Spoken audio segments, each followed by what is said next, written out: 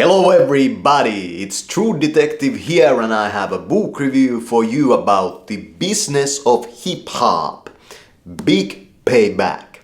And this book is about the music business related to rap music. And this guy, Dan Charnas, was working in the music industry for a while. So he has some insights into this game. And the artist that he talks about, first of all, to the later part of this book become very mainstream. But in the beginning of this book he talks about how rap music actually started to become a thing.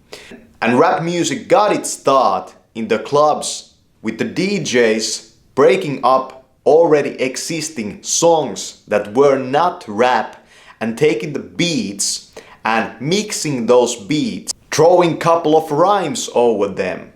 That's what they did. And it wasn't called rap back then. It was something that the DJs did to entertain the crowd.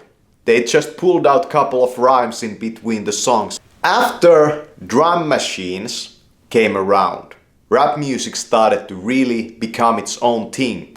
And after some devices that could sample drum beats from songs and rearrange them, these producers came around. And the producer and the rapper are usually, most all the time, at least in the big business, two separate persons. Rappers usually they write the lyrics and rappers rap. And the producer they make the background music. That's how it has been for Eminem, Snoop Dogg, Eazy-E. All of these big guys that became really famous, they didn't make their songs themselves, so to say. They wrote the lyrics and they rapped. And some of these guys even got their lyrics written by other rappers. Think about that. So it's very much like the movie business. And guys like Russell Simmons, that has the Do You book that you should really read, is also featured in this book. And Russell Simmons made his Def Jam Records company. And it's pretty amazing the story behind all the promotion and the struggle that the people behind the scenes have to go through. And how there's actually a lot of, drama there. Also in the music business in itself. This book is also about the public reception of rap music and what kind of songs really ticked the public or the police off. It's an amazing book about rap, but there's not a lot of lyrics here. So if you are a beginner rapper, then don't read this book first. That's not a good idea. If you're just interested in the business of rap music, and how this thing spreads on the planet Earth, then read this book for certain. But if you are a rapper yourself, wait a little while when you are going to read this book. The point where you really start to feel like I could do this, like I could actually do this, then read this.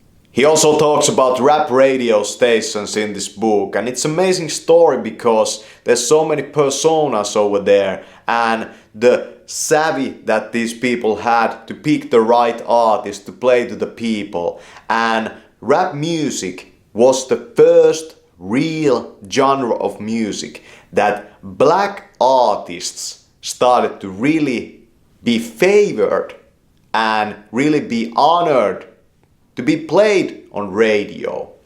Because jazz, it was a grassroots movement and it was highly criminal enterprise. And most of jazz artists, they were black.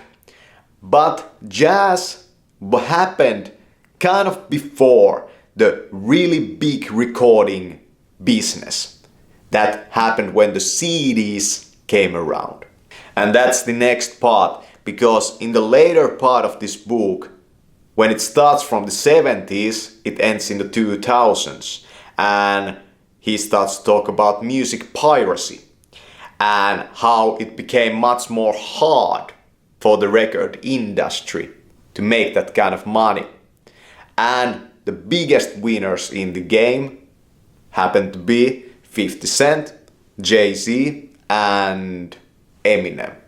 Those were the biggest winners in the game, and for 50 Cent, who got infamously rich, it was because he had business savvy and he had investment smart. And that's one of the reasons why he got so rich, on top of his music. Read it. It's great.